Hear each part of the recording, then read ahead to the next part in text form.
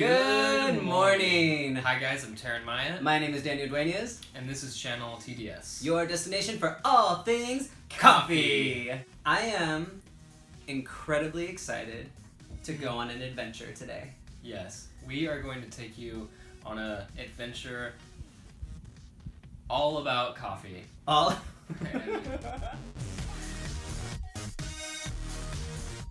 The adventure that is coffee. What happens when coffee is birthed in the ground, becomes this beautiful plant, and then is taken from its home and processed and arrives in your cup? I think a lot of times we just see this cup of coffee in our hands like this and we drink it, but not a lot of us know where it comes from and the process and the journey it has to go through to get to this stage. Or how many people are actually involved. So many people are involved, and today we get to share with you that journey from the birthplace of the bean all the way to the final cup that you drink. To begin, the birthplace.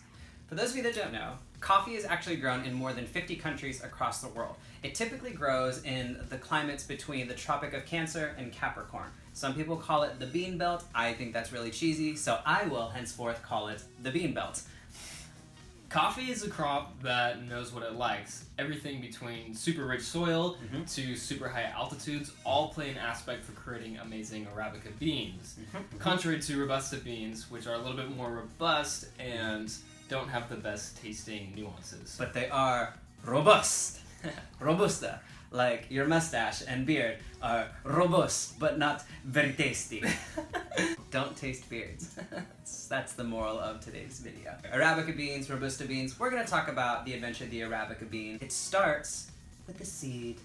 And actually, a seed can take as long as 3 to 4 years before it becomes a fully developed tree that can produce fruit. For those of you that didn't know, that delicious bean you are consuming is not a bean at all. It's actually the pit of a cherry, a delicious coffee cherry. After these cherries are finally beginning to be birthed, a lot of times farmers don't have the resource or the landscape or the machinery to pick these cherries, so they pick it themselves and they make sure they have to wait sometimes 2 to 3 weeks to make sure all the cherries are ripe for picking and leaving the ones that aren't ripe yet and then picking those. Just to give you a picture, these people are picking individually hundreds of pounds of cherries a day. That's a lot of cherries! About 100 pounds of these cherries is only going to yield, fun fact, about 20 pounds of coffee. Guys, that's like 70 to 80% of this cherry is not entering this cup. Not in your cup. Once the cherry is off the tree, it's time to process the beans. Process them. Initially, there were 2 forms of processing. There's a lot more today, but the main 2 are going to be either a dry or a wet process. Processing is essentially getting from coffee cherry fruit to coffee cherry pit. That's it. Dry processing, essentially, it's not coming into contact with water. The fruit is going straight from that tree, and it's going to be laid out in the sun where it can just kind of dry. And they're rotated so they don't rot, they're covered at night, they're uncovered during the day, and then they may be covered in case it rains, whatever. The idea is to get these cherries to a specific dryness before they remove the flesh entirely and only have the pit of the cherry. Wet processing has a number of different subcategories. The short version is this. Coffee cherries are thrown into a hole or a barrel or something where there's a lot of water that's going to wash off all of the flesh and then strain it out, and then the only thing that will remain is the coffee pit with kind of this like mucus stuff on it, and then that has to be removed later as well until you get to the pit. Mucilage, I Mucilage. believe it was. Mucilage.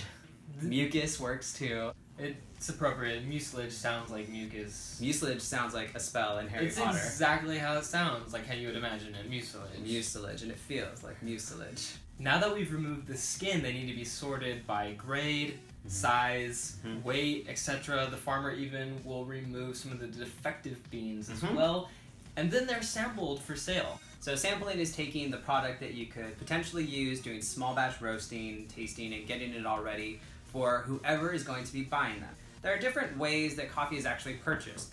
There's businesses that work with farms and just kind of take in big hauls, and then those businesses will talk to different coffee shop owners, different retailers, different big chains, and then just distribute it through them. There are smaller versions of that that are a little bit more intimate. And then there's direct trade, which is my personal favorite, when a company actually has a direct relationship with the farm and the farmers from which they are purchasing their coffees from. That ideally is the best way to go about it, mostly because it assures that everybody is getting a fair wage, everybody is getting taken care of, nobody is losing out on finances, yada yada yada.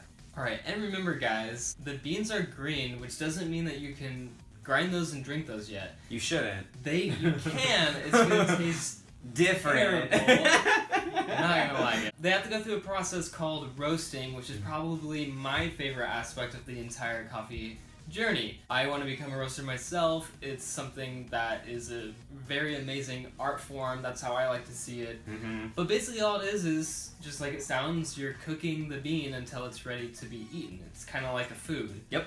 It sounds a little bit like popcorn, like if you've ever made popcorn. It's actually a very similar process. Some roasters even say, if you can make popcorn, you can roast beans. After it's roasted, it's then ready to be tasted and sampled and decide if it's ready to go. Sometimes this takes a very long time. True. To really dial in a specific bean from a specific country and the terroir of that bean and decide if this roast profile fits it and brings out all the nuances that you think it needs to bring out. But once you found it, it's a very exciting point where you then get to decide this is the coffee that we can now sell. Mm-hmm. One of the fun steps that gets to take place, and I think we may have to do a video just showcasing this, is the process of cupping. To touch lightly on what cupping is, it's the status quo of tasting coffee. Pretty much anybody that roasts coffee and sells coffee cups coffee before they distribute it. It involves spoons and slurping and sniffing and studying, and I love alliterations, so spitting. We will teach you guys how to cup coffee very soon, just so you guys can get a vibe of what it's like to actually be a part of profiling a coffee and getting it ready to be labeled and branded and sent out to a shelf or to a barista. Our adventure is coming to a close. The barista. This person, in an ideal world, really understands the adventure of coffee and respects the adventure of coffee. And what I mean by that is we've been talking for a while, and we've talked about somebody planting a seed and cultivating that and nurturing that. We've talked about harvesters going through and hand picking beans over periods of weeks at a time. We've talked about people washing these beans, and it's all done by hand. Very few things are done by machine when it comes to the coffee process. It's very intimate, and then they're pitted, and then they're bagged by other people, and then they're shipped off to other people, and now we have all of these new people coming in and sample roasting and tasting, and then taking them to their home countries and really trying to figure out what's the best way to roast this coffee and cooking it and tasting it and spitting it and re-roasting it and then finally getting it to the barista. And this barista is looking at this and he smells it and he says, yes, I am here to represent every person involved in this process, and I'm going to use all of my skills with every cup of coffee to make the best cup of coffee that I possibly can until it finally gets into this cup, and we as consumers get to consume the delicious brown nectar of life.